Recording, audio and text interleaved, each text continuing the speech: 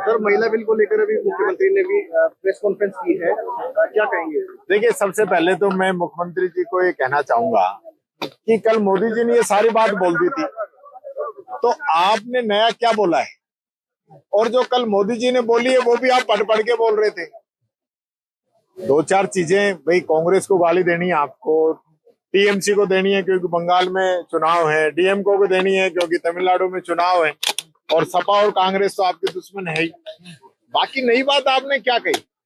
आप press conference का नाम लेते हो, होती प्रेस ब्रीफिंग है, आपने अपनी बात कह दी और पत्रकार सुन के आ जाते हैं। मैं ये कहना चाहूंगा, जो महिला आरक्षण विधेयक है ये तो लागू हो चुका है।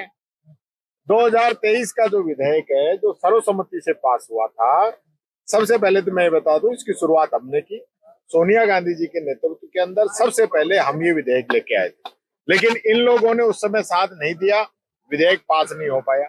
लेकिन जब 23 के अंदर ये लेके आए सर्वसम्मति से, पूरी संसद ने और पूरी राज्यसभा ने, सब लोगों ने इसको पास किया, वो बिल लागू भी हो गया। 16 तारीख की रात को इन्होंने नोटिफिकेशन जारी कर दिया, 3 साल डिले करने के बाद।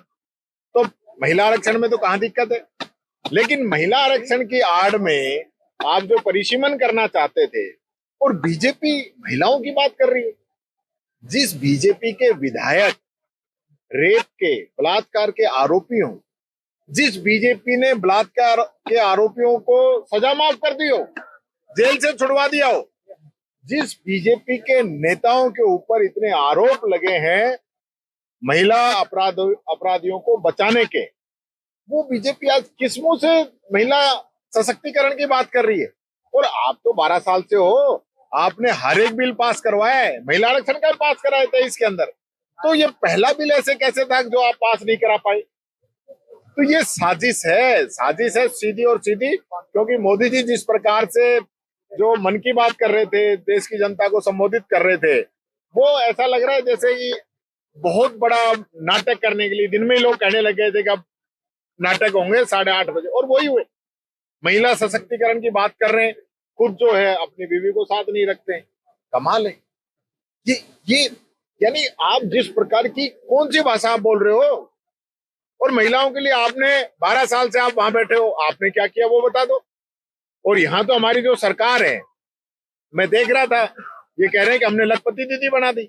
आप बता दो कितनी लखपति बनी है, यही पूछ लेता हूं मैं। विराटनगर विधानसभा में कितनी ऐसी महिलाएं हैं जिनको लखपति बनाने के लिए इन्होंने उनके खाते में 1-1 लाख रुपए डाले। अब तो कह रहे हम 1.5 लाख डाल रहे हैं। तो जरा आप मेरे से पूछ रहे हो तो गांव में महिलाओं से पूछ जाना कि किस किस के खाते में। अरे महिलाओं को, जो बेचारी विधवा है, जो वृद्ध है, उनको हर महीने ये पेंशन नहीं दे पा रहे हैं, महिलाओं को सिलेंडर नहीं दे पा रहे हैं। जो कह रहे थे कि बुजुर्गों की, हमारी माता बहनों की आंखें खराब होगी, सिलेंडर नहीं दे पा रहे हैं। कौन से मुंह से महिला आरक्षण की बात कर रहे हैं?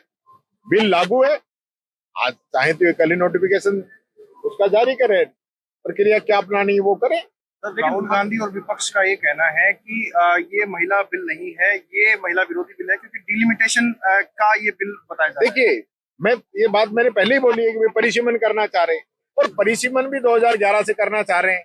क्यों? क्योंकि SC, ST और OBC उनको इसका लाभ नहीं मिल सके। क्योंकि अगर अभी जो जनगणना हो रही है, आप तो कह रहे हो ना कि हमारी डबल इंजन है, हमने तो घर तो गिन ही लिए हैं, बस जनसंख्या हमें जारी करनी है। तो आपको पता है कि इससे SC की संख्या बढ़ेगी 2%, ST की जनसंख्या जो है 2% बढ़ी है, और OBC की, जो कि लोकसभा के अंदर घोषणा होगी जातिगत जनगणना की, तो जनगणना होने से OBC की भी आप सीटें बनानी पड़ेंगी और उनको भी रिजर्वेशन देना पड़ेगा।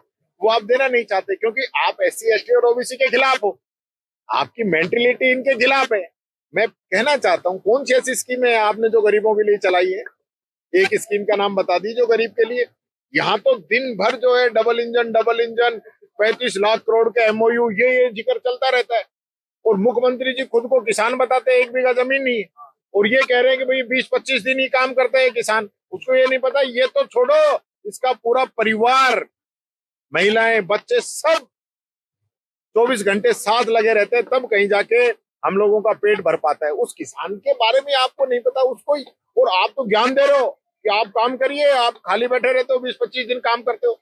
ये स्थिति है मुख्यमंत्री जी की। तो मुख्यमंत्री जी को तो ऊपर से डायरेक्शन आई है, ये डायरेक्शन पिछले 10 दिनों से चल रही है लगातार। आप देख रहे होगे टोटल बीजेपी है वो महिला आरक्षण के बारे में समझाने में लगी हुई 10 दिनों से। और जैसे ही बिल गिरा, क्योंकि इनको पता था बिल गिरेगा, तो जो महिला सांसद अंदर थी वो तख्ती लेके भी आ गई।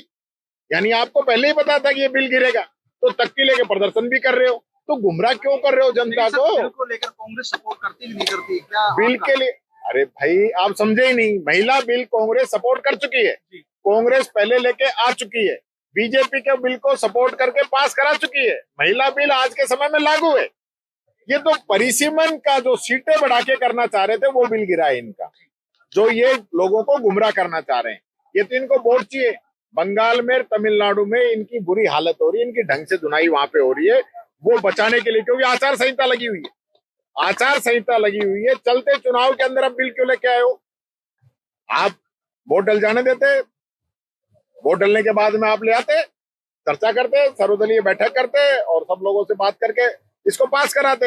लेकिन आपकी नीयत में खोट है, जो खोट सदा से चलती आ रही है।